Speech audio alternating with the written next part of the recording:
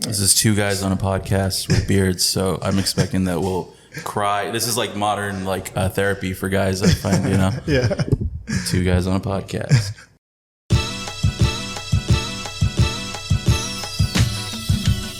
Hey, que Pasa Calexico? Welcome back to the podcast. Like always, before we begin, I want to thank my friends here at Calexico Brewing Company for allowing me to record today's episode. I really appreciate it. Today we have a returning guest. He was here almost 4 years, well, a little bit over 4 years ago because it was July something of 2019. That's crazy. My guest today is Fernando Reza. Thank you for coming back. Yeah, man. Thank you for having me. That's awesome. So before we begin, for those that didn't listen, I think it was episode 45. Can you give us a little quick summary of who you are and, you know, what you do? Yeah. My name is Fernando. I'm from originally born in Mexico City, but I grew up in El Centro. I'm a illustrator, graphic artist. I work in movies and TV, doing mostly key art, so like poster art and stuff like in promotion of movies. So I've done movie posters, outdoor campaigns, and stuff like that. And then right now I'm working in visual development, which is like concept art and like the early stages of production. And besides that, I do art shows. I try to do some art shows locally, and you know, we've done some stuff out here, which has been really cool. Yeah, that's pretty much it. Yeah, actually, I think the last art show I went to that was yours was at Strangers, but I think it was a combination of like an art show fundraiser, and it was also your dog's birthday, I think. Oh yeah. Where you had that mariachi come in. Jack's birthday. Yeah, that was a year ago, man. That's coming up. Yeah, we got to do another one of those. Yeah, it was funny because some relatives from Sacramento came down, and we were gonna take them to Mexicali, but that weekend there was like they had like a curfew going on because it was like they were burning buses and. Oh right, yeah. So we were like, shit. Well, what are we gonna do? So I was like, oh, you know what? Let's go to the Strangers. They're having that fundraiser, and you know. And it was funny because they're like, shit, they brought a mariachi for a dog. Yeah, they were tripping. The people, the mariachis themselves were like, where's Jack? And they were like, oh, it's a dog. Yeah, they were and you know, also talking about your art and you know, doing your art shows, especially when it's fun that you involve like local, like your posters, have a theme that's. From the valley. Like I bought one of your posters that said Fully Nocturnal by, I don't know what 2025, yeah. To turn the valley nocturnal, man. Yeah, no, that's something, it was just like a weird idea, but it is like a campaign that I think like, what I like about it is that it's a weird idea, but like we need like weird ideas down here, you know what I mean? Like part of this thing, I'm doing this thing with this grant, you know? And part of it is to like focus on climate change. And it's crazy because we're going to be the hardest hit and the first hit with climate change. I mean, we already are. I mean, the temperature outside right now is like 120. You know? So like something like that, like why don't we just go like fully nocturnal for the summer? You know what I mean? Like just be the first city that has to out of necessity. And then we're like, that's going to be our thing and that we rebrand that way. You know what I mean? I think that stuff's interesting and it kind of, you know, like we just need like a new way of thinking to approach these problems, kind of, you know. So it's like tongue in cheek and it's funny, but it's also just like it's crazy out here, man. You know, we're surviving out here. So yes, I mean, especially for those people that are working, outdoors. Oh yeah. I mean, they're kind of doing it in a way because during the summer they go in like at freaking 3-4 in the morning. Yeah. That way they're out by 10, 11. Right. So it's basically doing that, but. Yeah. I mean, we definitely have had to implement stuff like that for sure. Yeah, you're right. Yeah, man, it's crazy. Yeah, my brother-in-law works those same kind of hours just because it's just unbearable. You know, like it really is. It's wild. So talking about you mentioned the grant. Can you tell us a little bit more about that grant and what was the application process like? Sure. Yeah. So it's the first year that they've done it. It's called Far South Border North. And they got together 60 artists to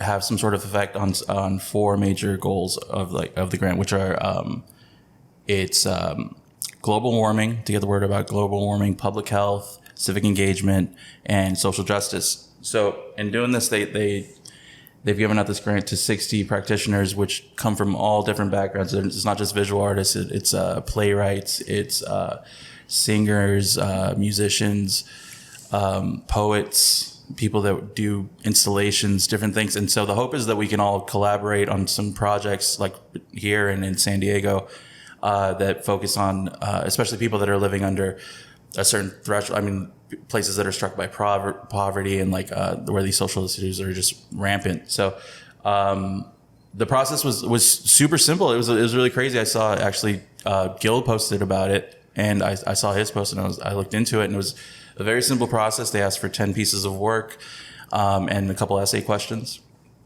And it's been really great. Like that, just being around that energy of just like, we've gotten together a few times now, and everyone is coming at it with like just a great attitude. Everyone's in the spirit of collaboration and everything. So hopefully it comes to something really great, and we can keep this whole thing going for a couple more years. Like I said, it's the first year, so it's very everyone's just kind of trying stuff out. It's kind of a little bit like loosey goosey. Like we're not sure how it's all going to play out, but like it's got like a bunch of great artists and stuff. So I'm very hopeful that it's going to make a huge impact. So it's 60 artists. Do you know how many were picked from the Valley? I think it was about 15. I think in the article there was an article in the Chronicle, and I think they said it was 15. Something like that, yeah.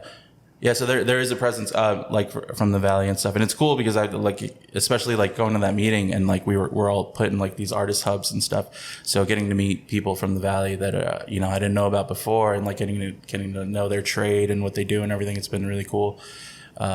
Even more so, like because like we share kind of like this like cultural identity down here that's very specific. So getting to meet other creative people from down here is always really cool. Do you think that it's important to, like, as an artist, to use your art, for political reasons or to promote like these kinds of things where it's social justice and stuff like that? Do you think it's important? I think so. I mean, it depends on like what you want to do, but I think so. Especially like during these times when things have just gotten so crazy. Like I don't, we can get into it, but like the lady that stormed the flag at the flag ceremony, like the political discourse is so crazy, So yeah, I think that people, like, if you have that calling to like, or if you're pulled to like use your voice for something, and I think it's important, and if you can find a way to, I think the good thing about being creative and like, is that you can kind of like give people information in a way that maybe they'll be more receptive to it if you do it in some sort of creative way, in a way that it's more impactful, and maybe you could strip them of the things that kind of blind them to other people's perspectives, So yeah, I think it's definitely like the best way to approach some of these problems that are a little more complicated because of the way that people's identities are wrapped up in their politics and stuff like that. Mm-hmm. So, yeah. When you started working and making these movie posters and all these different projects, you weren't in the Valley, right? You were still living in LA. No, yeah. So I'd moved up to LA to go to film school originally. Like I was going to SMC, and I was hoping to transfer to UCLA around the time. And like I had a friend who had a gallery up in LA called Gallery 1988, and they did a show about the show Lost. It was like this huge ARG like interactive thing where each week they would release a new poster and stuff. And so I started following all the poster artists, and they were all incredible. And I went to that, and I was like, oh dude, I love all this art. It was like kind of lowbrow topics, but it was like done in a very artistic way. Like people were taking like that stuff seriously, like pop culture and all that stuff, in a way that was really cool. And it was like filling a space between like high art and like lowbrow art, where it was like not too, it wasn't like silly, but I mean it would have like a sense of humor behind it, a lot of the stuff, but it was also done with a lot of care, a lot of craft and everything. So I ended up submitting some stuff for a show that they were going to do based on comedy movies, and I got into the show, and then since then it was a great place there to like experiment with different styles, different mediums and stuff, and the shows were always a lot of fun and different things, and through that I started doing it professionally. People reached out to me through that, and then I set up my website, and that it just kind of rolled from there. So when did you move back to the? We moved back in, I think it was late 2017, early 2018. Like we just at the time there were like my wife had been working at a sound studio up there, and that sound studio ended up closing up. Like a lot of people were doing recording from home. Actually, you know, stuff like this, man, you really killed the industry, dude.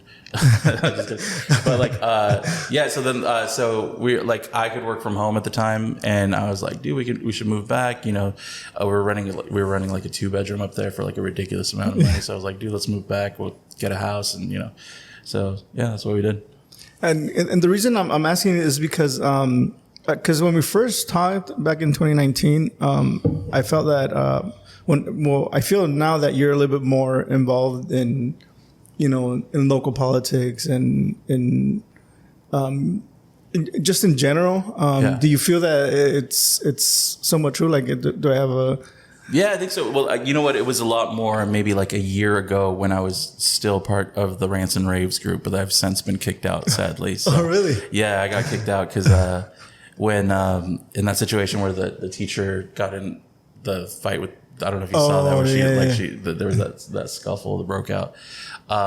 They had a policy on there that you couldn't say anything critical at all about the teacher. So I was like, oh, okay. And so then, but people were going crazy. They're like, "Oh, we got to raise money for her. We got to do all this stuff." And I was like, "Dude, we can't say anything about this thing, you know?" And I just jumped in there and was like, "I love that the teacher beat up the child. I'm really rooting for her. I really love when she choked her out and stuff." And you know, I was doing it sarcastically, and they caught on, and they eventually kicked me out. So I haven't been back since. So ever since then, like people fill me in on stuff, you know, of what's going on. But really, it was, you know, and it was probably like unhealthy, man. I was like scrolling on the thing all day long and like getting involved in all that stuff. So it's probably for the best. Because I mean, you don't seem like a Facebook user to me. I mean, yeah, exactly. I would only get on to like wish my uncle and aunts like happy birthday. You know what I mean? And like besides that, yeah, that thing was crazy. Yeah, Rants and Raves is insane. Are you still on it? Yeah, yeah. I mean, I don't think I ever post anything or comment. Yeah. Maybe I'll like things here and there, but yeah, I think that I don't know. I try not to add another stress in my life. You know, like yeah, exactly. So it's like, you know, I go in there every so often, check it out. You know, especially with the politics here in Calexico. Yeah. You know, I try. You know, maybe I'll help out behind. You know, yeah. backstage with some things here and there, but I try not to. You know. My daily life is full as it is for me to add something onto my plate. And it definitely took a turn with like Calexico politics where it got super dark and toxic on there, man. Like it was really awful. Like people get really hateful. I mean, yeah, Calexico politics it's like a monster in itself. Yeah. And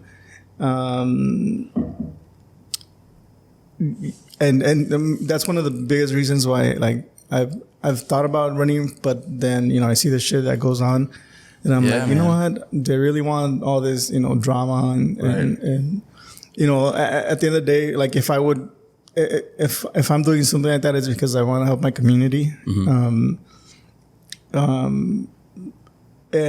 And I think that, you know, it goes both ways, because some people might not like my opinion, but if they don't like it, I don't have to be a dick about it. Right. And vice versa. Like if so-and-so has something that I don't like, you know, I'll be like, you know what, well, you know, that's fine. Like we don't all agree on everything, you know, 100%. Yeah. So but I think particularly though down here, there's like a weird little cottage industry of people just being on the lookout to be outraged with like, especially the young people on the city council these days. Like they're very, and I think it's done in bad faith. You know what I mean? Like it just seems like it's done in bad faith, and kind of like there's some ill will behind it that is really off-putting. You know, I mean, I do feel that sometimes the like the homophobic can get really out of hand. But the other thing that I feel is that they kind of poked on the hornet's nest when they called like the old Calexicans dinosaurs. I think that's what really brought up like the. Oh, is that what happened? That's what from my perspective, I see that. I feel that kind of like how can I say, like there's people, there's families everywhere that that kind of grew up here since day one, right? That have been generation, and I feel that poking that nest kind of made people a little bit more angry than it would have otherwise. Yeah. Well, I'm all for poking nests though, man. Like, so I'm not mad at it. Yeah. But yeah, I mean, and I don't think it's Calexico only. It's every small town and across America where it's like, there's families that, because they've been here so long, have some kind of, and I don't mean it in a bad way, but they feel like they have a little bit of control over. Yeah, that's true, and that there is a component of it that is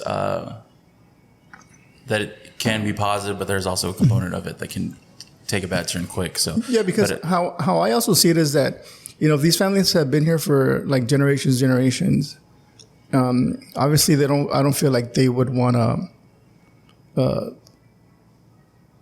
Destroy the city or because, they have an interest in it here. Yeah. Otherwise they would have left, especially families that have money here or are kind of wealthy that if they want to, they could, pick up and go anywhere. Yeah. I feel that those families, obviously they do care what goes on in their city. Otherwise they would have probably left by now.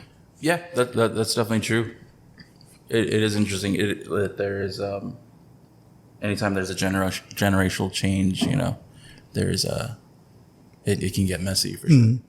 Yeah. Going back to what I said about, it happens everywhere. Uh-huh. I mean, I feel that, Hobo's a city that, kind of like stays to itself, but it's mainly like the same groups as well, like that kind of like run. Hobo? Mm-hmm. Yeah, for sure. Yeah, it's definitely one of those, like, it's insulated, mm-hmm. Yeah. But I mean, they do a good job of, keeping everybody somewhat happy, I guess. Yeah. Yeah, people take different approaches to it for sure. Mm-hmm. But I think that I'm a big supporter of, like, bringing in new perspectives in and stuff like that. And I know that sometimes that could rustle up, poke people the wrong way. Mm-hmm.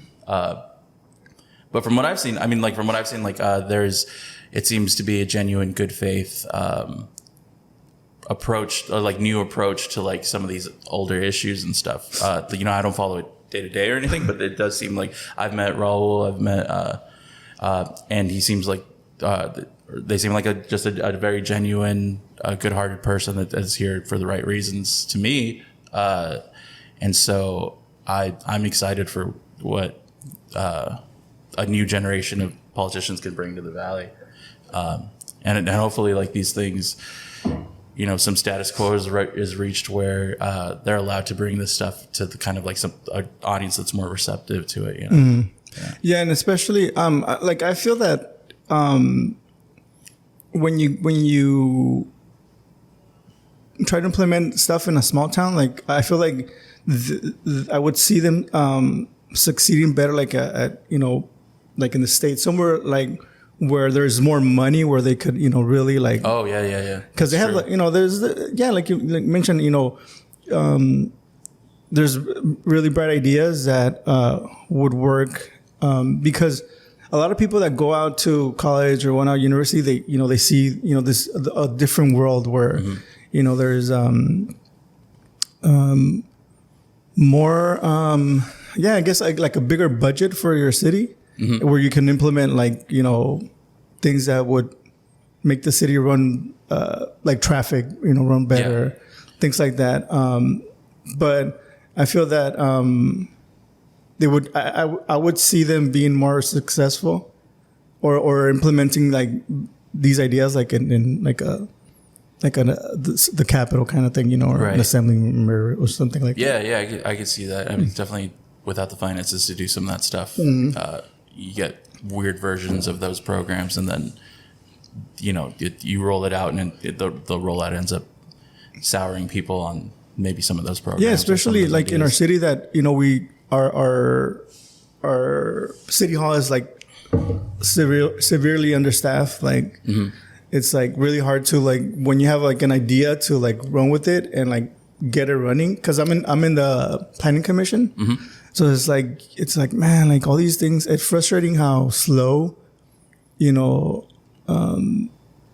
the city works. Yeah, and it's mainly because we're understaffed. Yeah, man, that could be. I can see how that could be very frustrating. Yeah, it's like wow, like because I have people that I know that I'm in the planning commission. Like, oh, I'm trying to get my permit for this and that, and it hasn't come up to the planning commission. And it's like, well, yeah, I submitted like almost a year ago. I'm like, wow, this fucking sucks. Yeah, that's wild. Yep. And I saw you. You were when the whole hospital thing was going on. You're really active on that as well, huh? Yeah, I was. It was, I throughout the whole pandemic and everything. Like a lot of my family works at the hospital, just seeing like what I felt was like just a huge mismanagement. I don't know what happened there, but somebody dropped the ball somewhere, and I think what really got to me though was that they shut down the pediatrics like right out the gate, like as one of the first cost cutting measures, and seeing that really, I just felt like that was pretty wild to like start there when you're doing cuts. So yeah, because mainly you think like children and the elderly that are like people that you want to. It's like the Titanic, man. Like women and children first, but they got it the other way around. Like that's where you start cutting first. Yeah. What are your thoughts on the this AB, the one that Eduardo Garcia? The bill to like make a big district, right? Yeah, I kind of haven't followed that too closely, but I know that there's a lot of hesitation coming from pioneers, right? They don't want to take on all the debt and all that stuff, right? Yeah, man, I don't know, but apparently that's one of the only solutions on the board right now. So. Yeah, it's a big topic especially here in Calexico. Some people are, strongly against it. Yeah. And I guess it's because we have the Heffernan board and they get money through, I guess we pay taxes to that, and that's how they get money. So the conversation, I guess from what I hear is they don't want to lose that money, or they don't want to lose that money. And then there's other people that are like, well, sometimes a Heffernan doesn't do much, so why not, contribute to this and just get a... Yeah, I mean, like literally it's like all hands on deck right now, like whatever keeps everything afloat. I mean, like, obviously if they lose the hospital in El Centro and everything just gets thrown on Brawley, that's not a solution either. No, because I feel eventually the same fate, Pioneer's going to have the same fate as yeah, absolutely. Because it's going to go from, not El Centro not having that issue to, we're just going to push it over here and yeah. So. Yeah, exactly. Like, and that was like, I mean, even from the beginning, when this whole thing went down and they brought in these, I guess they were like creditors to take over the hospital, and they were obviously just here to like strip it for parts and just sell it off, and that was insane. Because I don't know if you saw, like, there's a video going around of like similar companies that affect, like, they come in and they said they're going to save these hospitals, and they would just like basically just like slowly start cutting and selling it piece by piece to get as much money out of it as they can, and then just shutting the doors. So like it's been since then. I know they got a new CEO and everything, and I think they're looking for more like a political solution with Brawley, and hopefully something like that goes through. So then it works for everybody, but. Right now, it's looking, there's a lot. It seems a lot of pushback on both sides, but hopefully they can sort that out. Yeah. There's, I mean, we go back to we're a small valley where people feel like they're losing control, and would you ever think of going into politics? No, not at all, man. Same reason you like. I just don't think that I would get too frustrated in terms of like. I mean, even hearing you talk about it, it sounds like just even like the bureaucracy of everything and how slow things move, and I don't think I could handle that. You know what I mean? It just seems overwhelming, and especially I don't think I have the temperament for it either. It's crazy. I couldn't even last on Rants and Raves. I got kicked out of that. So you couldn't last on a Facebook group. Like imagining like these board meetings and all this stuff. I don't think I could do it. So nah. But I feel that Calexico is the one that has the most like juicy board meetings. Like most of them are kind of tame. Like they're not as crazy as ours. Yeah, maybe, man. But even there's stuff like. Like in Brawley, they couldn't get recognized Pride Month, stuff like that. And I'm just like, dude, it just seems so back. Like it seems like we're moving backwards, man. Like that like 5-6 years ago, that would not be controversial whatsoever. Why do you think it's become like a controversial thing? Oh, well, I think that there's like a radical kind of movement that has moved the goalposts of like what is, I think it's mostly to do with the demographics are changing, and there's a certain group of people that are very threatened by change now, and it's kind of like the last gasps of their hold on the majority and on power, and it's really radicalized a lot of people into like these mentalities that are just pretty extreme, and these things that would be unacceptable to say a couple of years ago are now more mainstream, and at least on that side of the spectrum, and so it's really unfortunate to see, and I don't think I could, handle being around that and having to be patient with that, because I just feel like it's just kind of an old way of thinking that is just outdated, and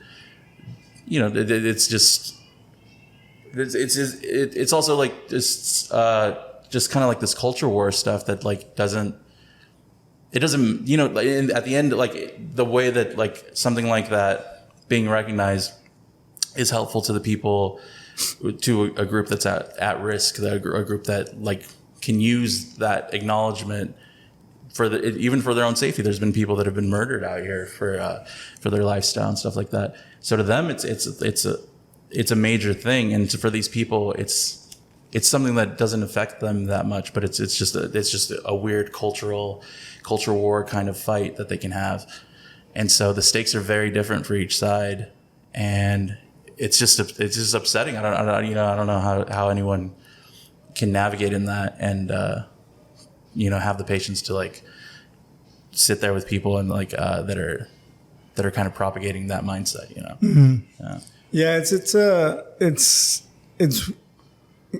It's weird. Like I had never thought about it that way. Where like 5-6 years ago, it wasn't such a big deal. Yeah, and now it's it's something that I never really thought, put it in my mind, like, in reality, like 5-6 years ago, that would just fly right by. Like it wouldn't be a battle, like it is now. But now it's, I don't know what it is, man. Like even in entertainment, man, like in movies, like, you read comments under like a movie that has a girl as the protagonist, and people are losing their minds under there, being like, "Oh, this is woke bullshit," all this stuff, and it's just like, what's going on, man? Like, there's like a whole section of the population that is like all has the same personality now, like online, but just this kind of like it has like they listen to the same people online, they have that same mindset, and it's just a very intense worldview that is just like really hard to break through. And a lot of it has to do with like the algorithm, like what you see online.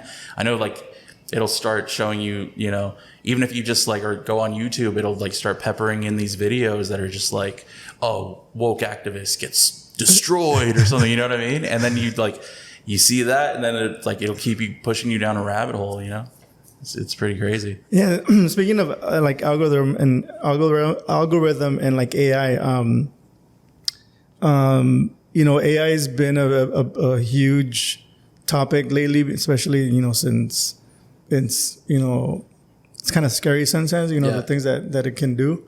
And you're like in the film industry, and right now, there's a strike and all these things. Sure, yeah. And especially as an artist, there's been, shows where there's like an exhibit where people don't know that art piece was made by AI. Yeah. What are your thoughts on AI, especially, and since you work on both ends of, you're not a writer, but you work in the film industry kind of, Yeah. and then you work in the art scene. Can you tell us, like, first in the art scene, like, what are your thoughts of AI, being able to create like these art pieces that are like people can't tell the difference whether it's made by somebody or computer. Yeah, it's crazy, man, because there's both sides. Like on the one hand, like when Midjourney came out and DALL-E and stuff, and like just getting on there and messing with it was incredible. Like it's just like, and people make incredible stuff. Like there's a guy I follow he made a whole theme park, and it looks like these 60s, 70s photos from like an imaginary theme park, and he adds rides and he does this whole thing. He's created a whole narrative around it. Or like there's another guy that I follow that he's made this like weird like 80s TV show, and it's like this crazy like psychedelic like Western looking thing, and so that stuff's really cool. I mean, it's all photorealistic. It's all crazy. It's not something necessarily that rips off. I mean, I'm sure it does because it's being fed imagery and stuff, but it's not necessarily something that you would see and be like, oh, that's ripping off this certain artist. But but in Midjourney, I know that there's a whole side of it where their artwork would just get fed into this machine, and even to the point where people would pull up, you could put in like, make me this in the art style of so and so, and you would pull up images that even would copy it down to where you could see the indication of like the signature. You know what I mean? That's how much it was taking from those images, and so that stuff is really crazy. And when it comes to like the gray area of like, oh, well, then how would these people be compensated? Is there even a model that this could work in, like going forward, where this makes sense for an artist to just have their work fed into it? Gets real dicey, it gets real crazy. So I don't know. It is like it can be like a creative thing, but at the end of the day, like I feel like there's a big part of it that's like soulless. You know what I mean? And I think forever, like it's going to be that any kind of art that has meaning to people is something that people put a piece of themselves into, and it has a perspective and has care put into it. And so I think people, no matter what, are going to hopefully like be craving that above these AI things. But at the same time, I think that a lot of the tastemakers and industries are kind of very attracted to the idea that they can just pop into an algorithm and it come up with a script, pop that into an algorithm, come up with an animation. You know what I mean? Like that stuff. And it could be, I've seen like very like Black Mirror type scenarios that people are pitching where like you can come home and just be like, put me in a romantic comedy with these actors and like make me something like that. You know what I mean? And then you just sit down and you watch something that was just made up for you on the spot. And that seems like people were celebrating it, but it seems to me like that seems like horrifying. You know what I mean? That seems crazy. Like that seems like something out of like a weird sci-fi dystopia, So I don't know. It is very, it is crazy, especially coming from visual art, and like knowing that, like, I mean, it's so unfortunate that AI is going to rip through creative like music and culture and things like that first before it goes after everyone else's jobs. You know what I mean? So I think it's important, the strike and the people taking a stand against this kind of stuff and making sure that we approach this in a responsible way. I think that's important. Hopefully we can hold the line on this front. And then when AI starts playing out into other industries, people can kind of follow that model.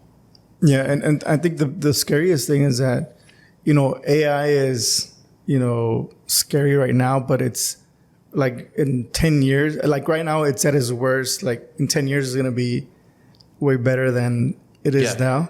Oh yeah, right now, like you could still tell, like with hands, it'll have like 20 fingers or something like that. But yeah, eventually it's going to be completely like, you won't be able to tell anything. But do you think that eventually, once and hopefully it doesn't get to this point, right? But when you stop feeding it when there's no more new artist or new art created by new artists. Yeah. Because it's doing that job. Do you think it's gonna run out of ideas too, since there's no more new real ideas like human ideas? Yeah, it could be, man. It'll just start feeding on itself and then just create the same shit all over. Yeah, probably. Yeah, that definitely could be, man. And that's also, I mean, that's funny too, because that's kind of culturally where a lot of stuff is too right now, where it's just feeding on old ideas. So I mean, it could be just another, like, a mirror of like what's already happening. Yeah, because we keep getting these like reboots, or it's like I didn't go watch Indiana Jones because I thought the last one before that was kind of Crystal Skull. Yeah. And then I don't know what other like remake I haven't watched, because it's like, why would I want to watch? I already saw the best one, which was I've seen Teenage Mutant Ninja Turtles. No, I haven't seen it, but I'm gonna see that one. That's a good one. Yeah, I'm gonna go watch that one for sure. I saw that yesterday. I'm gonna go watch that. It was incredible, man. Yeah, there's this artist that worked on that. His name's Woodrow White, and I'd been following him for a long time. He would do these really cool paintings of like backyard movie like pool nights or something, and then he did a series of like people holding signs in LA, but just these really sketched out, same art style as in the movie. And I remember I saw him, like he got hired at Nickelodeon. I wasn't sure what he was doing there.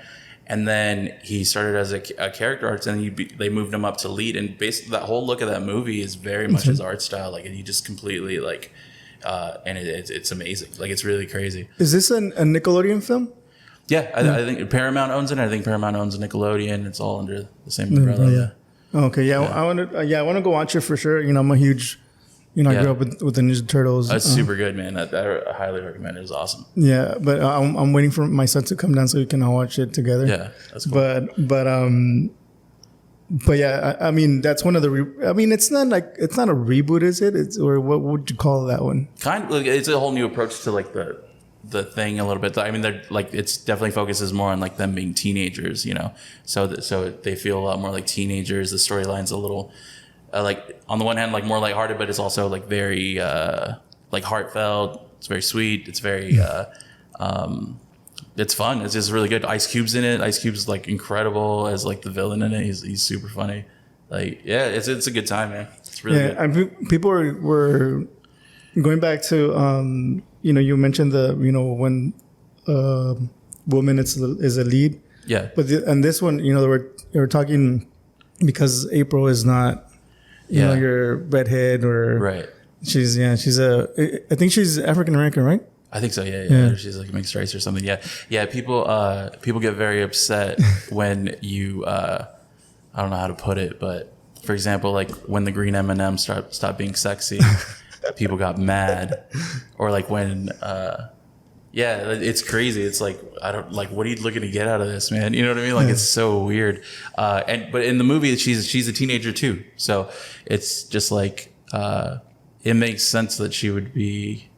I just don't see this. Like, it's like the character was great in the movie. Like everything worked. Everything was great. Like it's like these people that have this, like, I think they're worried that they're like this old mentality. Like I'm rambling now, but like there's like, for example, today I saw a comment about, like, it was a clip on Instagram of some movie, and the comment was like, "Oh, it's so sad." It was a movie from like 5 years ago, and they were like, "It's so sad. We can't have comedy like this anymore." It's like, what are you talking about? You can joke about anything, pretty much. You know what I mean? Even if it's like inappropriate, even like so you might you're apparently get canceled, but these people that get canceled are still on the air. They're still platformed. They're still making millions of dollars. I don't know what this is. It's like people are scared of like the reaction to their reaction, and I think it's unfortunate. Like. But more to the point, like people need to stop getting horny for cartoons. Really, is what it is. Like, go do something else. You know what I mean? Like, they make horny cartoons if that's what you want. You know what I mean? Go look for that. Like, keep it in your pants. I was watching because sometimes when I'm at work, I try to like have something, like I have a big screen, so like on one side I try to have something that's always like a cartoon or something, like if I need a little break from whatever I'm doing, like, even though the volume's not on, right. So I was watching I found a YouTube video where it had like the first season of the Ninja Turtles. And yeah, I mean, you know, April was, you know, she had like this really tight. Yeah, like the jumpsuit thing, the yellow one. Yeah. So it's weird. I guess it's weird for them to see somebody that's not tall and skinny. And, but also, you know, like why would she need to be? It's just like they're teenage turtle men. You know what I mean? I don't see a reason that they would need to be hanging out with an attractive older lady and like lusting after her. You know what I mean? Like the whole dynamic is pretty strange. Yeah, and they were teenagers.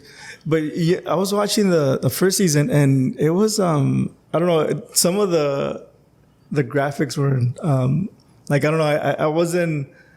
I was like, man, I don't know why when I was a little kid I was like really into it. It doesn't hold up. I don't know. I mean, I like the turtles, but the animation was kind of. Oh really? Oh yeah, dude, I'd have to go back and see it. But yeah, no, I love Teenage Mutant Ninja Turtles when I was a kid. Like I had like VHS tapes of some of the episodes and just watched the same ones over and over. No, yeah, it's funny because I was watching another YouTube video about the Ninja Turtles, and you know how there was like an intro where like some letters would come on.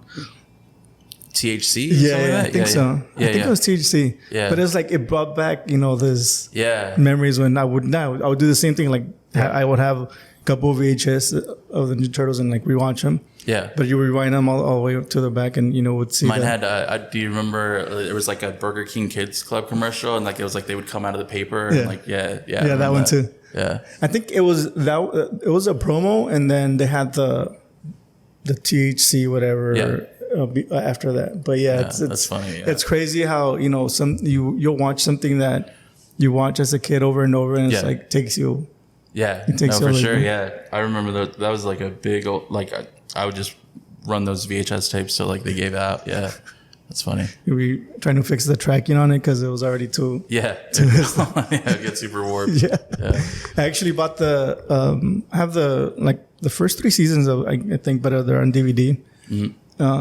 They're still shrink wrap because I just bought them because sometimes I do that like compulsive buying. Like I'll see something, I'm like, oh, I'm gonna I don't need it. I'm never gonna watch it. But dude, I wish I had done some of that stuff because like now like everything's getting wiped off like the digital, you know, like so a lot of that stuff, you know. I was you know the VHS for Cars.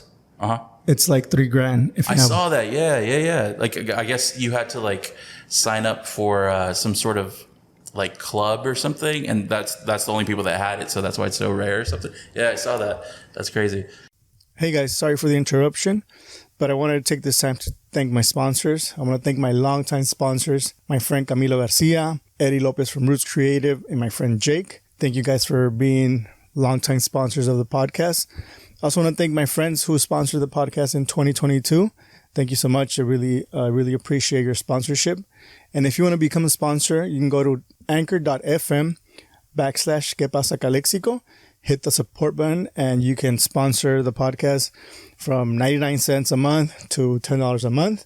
It really helps me a lot to make this podcast better, sound better, look better, and reach out more people by promoting the podcast in social media and other websites. So if you want to become a sponsor, make sure to go to my Anchor page, and I'll leave a link in the description of the show. So thank you so much. And now back to the show. But yeah, it's like now I do it, but I hate going to the store and I see all these people like I saw the other day, like this guy like got like a complete box of, I think it was Hot Wheels or something. Mm-hmm. And I was like, you know, I buy them for me. I don't buy them to resell. So it's kind of, it's upsetting when you see people like trying to make a profit of something I want it for me. That's how it is in the print game, man. Like it's crazy. People will come on with like bots and stuff, and they'll buy up like a ton of posters, and then like immediately drop them on eBay even before they get them in hand, you know. Yeah. And so there's a huge like market like that. It's pretty crazy. I know you're not a fan of Funko because of what you did to Mondo. Yeah. But I'm a collector, and not only that, I have other things that I collect. But for those, I see people like posting some of the ones that aren't even out. They put them on eBay or whatever, and they're like double the price, triple the price. I'm like, it's crazy. It's pretty wild. Yeah. Yeah, I hardly ever spend more than double like the MSRP on whatever, unless it's something I really want. But if I do, it's got to be like an action figure, not like I almost spend that much on a Funko because Right. I think the Funkos are the next Beanie Babies. Oh yeah. I think I've heard that they've had to like dump a bunch of stock recently, Like or something millions of dollars of stock. Yeah, because that's pretty wild. Yeah. They need to make it more like kind of like what they did with baseball cards or basketball cards, where like they make more like 100 or 1,000. Yeah. And then just release those, and whoever gets them, right? Right. Yeah. To keep it sustainable in some way. Yeah. Yeah, man. Yeah. Like you said, like, Funko Pops, they've really, in the print game, it's like they're like the devil right now, man. So what's the story behind that in Mondo? So Mondo is like this really great, they're like the originators of like the alternative poster scene in Austin, Texas, and they linked up with a movie theater chain out there that's now nationwide, Alamo Drafthouse, and they would do these. They would hire these really cool artists to do really cool posters. They're super inspiring, and like a lot of the people there like have gone on to do like really amazing things in like different industries and stuff. And it was just a really cool like kind of like place to cultivate. They cultivated a lot of talent really quick, and then they were bought out by Funko like a couple of years ago, and I don't know exactly what happened, but at first it was going to be great because like Funko was going to pump in a bunch more money. They were going to be able to do more events. They were going to do more shows, and then quickly it just became like apparent that wasn't going to be the case. That it was they were kind of just stripping it for parts, and little by little there was less releases, and when it came to time for Comic-Con, there'd be like a big release, but then besides that, there was a lot less output, and until finally they just fired everybody that was a part of the original Mondo. They brought on new people, but I think recently, like last week, they fired 200 more people. So now I'm not sure what's going to happen. I don't know if they're going to shut down the whole thing. So it's still open, but they don't really. Yeah, they kept it open, and they focused more on doing soundtracks and vinyl figures under the Mondo brand. But I think even that now is going to be winding down. And is there like possibility for the old Mondo crew to kind of like open their own studio? Or? Yeah, I know they're very creative people, and they're definitely going to do something awesome. I know that, but I'm not sure what that's going to be exactly at this time. Because it's funny because it's something similar happened to like Ballast Point, where Constellations bought them, and then for some reason it didn't go the way they wanted to, but yet they still were able to continue. Yeah. Being productive, being a name, big name in the beer industry. Yeah. And hopefully that, they can branch out and do the same thing.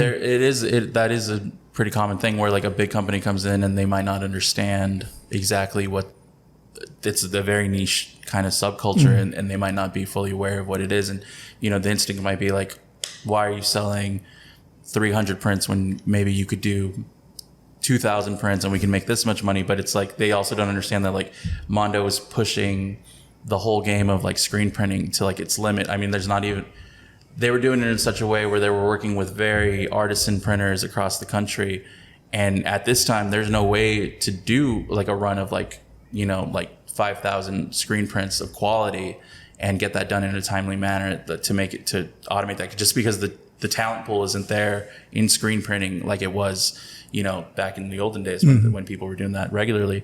And so I think that they bought it under the understanding that they would expand it somehow in this very crazy way, but it's not a market that you can expand that far because it's so niche, so artisan. Yeah, like the quality wouldn't be there. And so I think that they kind of like they lost their motivation for it pretty quick, and then it just kind of fell apart. Yeah, well, hopefully, because I'm a Mondo fan as well. I like the artwork that they put out, and I was kind of bummed because I'm a fan of both companies. Yeah, it's like your parents fighting. Pretty much. So I was like, man, that sucks. But so we're almost at an hour. Do anything that we didn't talk about that you wanted to come on and talk about? And let me see, man. Let's. Have you ever seen the Aurora Borealis? That's a question I had for you. No. No. Me either. I really want to. I think it's pretty amazing. It's a goal of mine. Have you seen a moose? A moose. I think I have. I don't know. No, probably not. Because I saw a video recently where a moose was walking in traffic, like next to some SUVs, and it's way bigger than I thought. Like it really blew my mind. Have you seen it? Yeah, I've seen videos of them. Yeah, they're freaking huge. They're huge, and they're super aggressive too. I saw one there. A couple of them were fighting next to like freaking Silverados, like big trucks. Yeah. And they were like super tall, and then one of them jumped on top of the the bed of the truck. And oh shit! Yeah. So yeah, they're enormous, man. Yeah. It's really. I haven't seen one. You know what? I don't know if because I remember. I don't. Do you think they have them on in by the Grand Canyon or no? You know what? I think I remember seeing bison for sure. I know they had like that little the spot that you drive through on the way there. We went to that, and I remember seeing bison, rams, wolves. I want to say I saw one. Yeah. I don't know if it was a deer or a moose, but I saw like a huge wild animal, and we went to the Grand Canyon. I know that they got some crazy animals. I saw we've had a big ass bison out there. Oh really? Cool, yeah. I gave water to a chipmunk or a squirrel. It was like running around, and then it was like going. You know how they go like this sometimes. Yeah. So I took out my water bottle and like started drinking water from my water. It's pretty cool. That's pretty cool. Yeah. So yeah, bison, moose, Aurora Borealis. What else was there that I wanted to ask you about? I heard the first one you asked the word, but what is it? Which one? The Aurora Borealis. The Aurora Borealis, the Northern Lights. Okay. Yeah. Northern Lights. The Northern Lights, man. What do you think about aliens being real? How about that? I kind of. I mean, there's like when you think about it, there's no way there isn't something else out there. Yeah. So I feel that they're real. Yeah. Isn't it crazy though that the government is like really trying to get tug our sleeve and be like, hey, aliens are real. Like, don't you find it weird that like after years and years of people being like conspiracy theories and all this stuff, and that all of a sudden now they're like fighting to get our attention to be like, hey, like we found aliens and shit, and nobody seems to care. You know what I mean? Everyone's just like, yeah, dude, we're busy, we got bills. I don't know. It's weird. It's a trip. Yeah, I think for the most part, I think people kind of like, they're like, well, no shit, Sherlock. You know, like, yeah, there's got to be something out there. I mean, there's no way like there's, all these planets, galaxies, whatever, and we're like the only ones here. Yeah. There's no freaking way. That's crazy, man. I wish you had like a Jamie like on the Joe Rogan podcast. We could bring up footage and shit. We could look at it. Yeah. Look over here. Yeah. No, it's funny because I saw a meme where like there's like this kind of like a door figure in Mars, and they're like, oh, they found a door in Mars, and then there's that the guy that's always the black guy that's always like behind the tree, the meme where he's yeah. And then he's like, Jehovah Witnesses are like. That's funny. But yeah, I mean, it is kind of scary because you kind of think, what are they capable of? Yeah. But the first time I did stand up, I kind of incorporated aliens and CrossFit into my routine. Where it's like, I bet there's aliens out there where, we're out here trying to get, building all these telescopes and all these things where we can try to communicate. Yeah. And they're over there trying to block all this shit that we're trying to create because they see us like buying $40 knee pad because my friend was like to CrossFit. He's like, oh yeah, I gotta buy some knee pads. I'm like, how much are they? Like, oh, $40. Oh, for a pair, it's not bad. No, it's for one. I'm like, fuck. You buy them individually? Oh, that's crazy. So I'm like, they see us like doing all this shit. Like, you go to the store and you see fucking gummy vitamins for adults. You're like, the fuck? Who the fuck needs gummies? Yeah. Like, so they see all this shit like we do. Like, they're probably like over there like trying to block all of these instruments we're trying. Yeah, keep their distance. For sure. Yeah. Because we're like, we're so fucking dumb. Sometimes, like, I feel like we, like, for example, we use technology and we kind of like make ourselves dumber. Like, we have calculators, we have GPS. I bet nobody knows how to use a map nowadays because Yeah. of the GPS. So yeah, it's like we're just becoming. It's kind of like Idiocracy. What's that movie? Yeah, it's like that. It was also like Wall-E, man. We're turning into those Wall-E people. Exactly. You know? Exactly. Yeah. But down here, it is interesting you brought up CrossFit, man, because I've noticed that we are, they're preparing us down here for like some sort of, everyone's getting fit for some sort of eventual war, you know what I mean? With, whether it be aliens or whatever. But clearly, like, there's the amount of gyms is really insane. Gyms and barbershops, you know what I mean? We're all going to go in there with like fresh haircuts and super like swole. That's the plan. Yeah, I think barbershops, I want to say a little bit before the pandemic became like this really big thing, like where they would have like, kind of like when we have Comic-Con and stuff like that, but they have it for barbers. Oh, yeah? Yeah. I know there's a spot in El Centro where there's like a barber school now, and there's a bunch of barbers. Yeah, for some reason it became like this big thing, and when you think about it, like everybody's getting the same haircut, that Edgar haircut. Yeah, so it's like I'm sure one of them knows how to do their Edgar haircut. Right? Yeah, just go get it with him. But yeah, I mean, there's talented barbers out sure, there. Yeah. I'm not trying to shit on them. You don't want the barber community coming after you. Yeah. It's no like you don't want the barber community and the K-pop community coming after you because the K-pop community is gnarly, dude. They would bring even like I think they brought down some Trump rallies. Remember that? Oh yeah, when they would like buy spam the tickets. Yeah, they're pretty intense. Yeah, for sure. So anything else that you have that you wanted me to? Let's see. We covered aliens. We covered all that stuff. Moose, the Northern Lights. How are you, man? I don't think anyone ever asks you on here, man. It's always like "Que pasa Calexico?" ¿Qué pasa, Calexico? I'm good. I think that the heat is kind of like this. I think I'm 41 now. Yeah.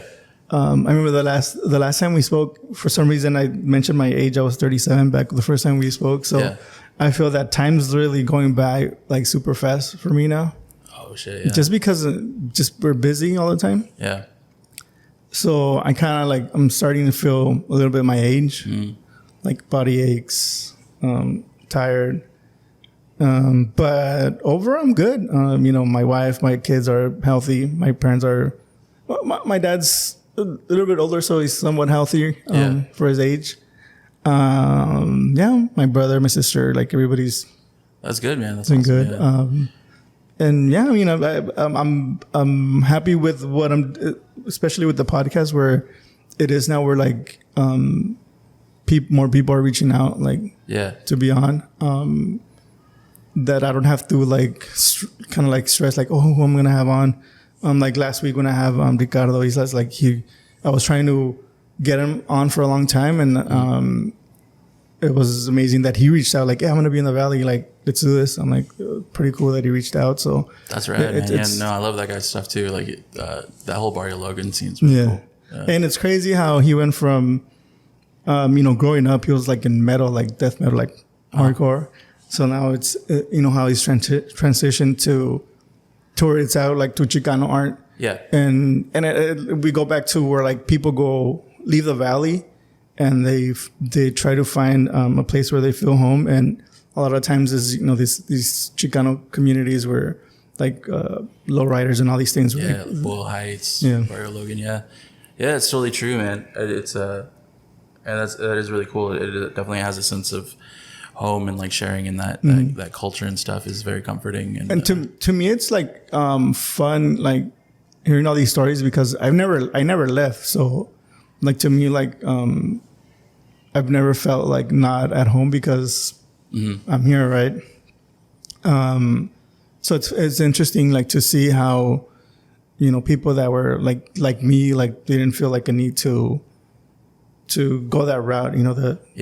Now they're, it's their kind of like their identity because they were kind of forced into it, but then they felt like, this is what I had back home, but I just didn't see the similarities or the need to do it. Yeah, it is crazy. Also, like growing up, there is a mentality here of like, like as soon as I turn 18, I'm leaving, you know what I mean? And there's like, it takes a while to come around and come full circle and kind of like, you have a sense of like community and a sense of care for like where you came from and shit.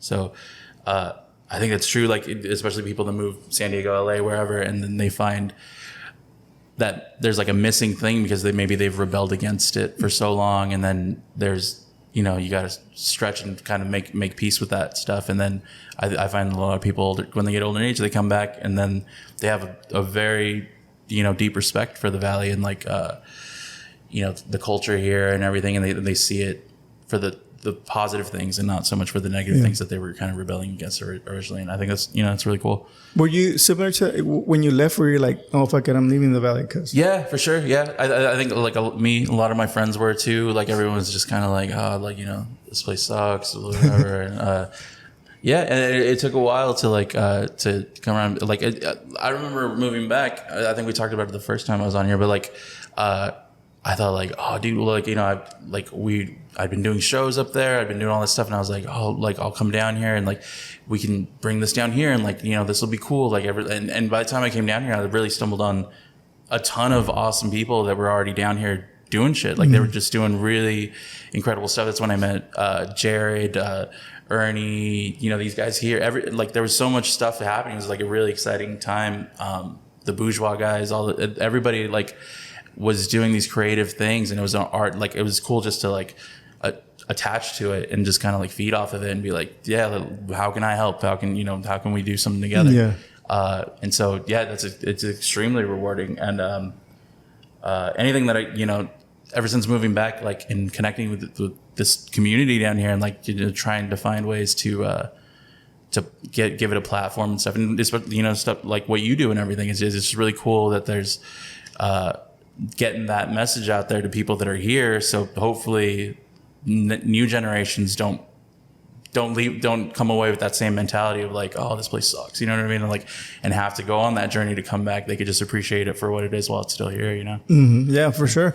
Especially because like, I talked to a lot of people that, left the valley or, went somewhere else, and, they complain about where they're at now. Yeah. So it's like, why don't you complain about and maybe like have a positive, influenced, because like when you're in a big town, like it's big city, like you're kind of a nobody. So like if you're back home, like you're probably, sometimes it is harder to come back home because maybe the job you're working at might not be something that you can, do it in Calexico or in the valley in general. But yeah, I feel like a lot of people that leave, at the end of the day, they do miss, being here in the valley. Yeah. And definitely like the valley would benefit if more people, like more of the people that grew up here and like kind of like, stayed and, were kind of lended a hand in some of these places where the valley could really use some help and, some innovation and new ideas and things like that. So, yeah. Yeah, for sure. Yeah. All right, man. Well, We're over an hour now. And, it was great catching up again. Yeah. Like I said, it was 4 years since the last time you were on. And we've kind of kept touching on social media and whatnot. But, it was great catching up. Yeah, man, it's great. And hopefully, you reminded me of my dog's birthday coming up. Hopefully we'll do something else, man. I'll see you out there. What other music genre are you going to bring in?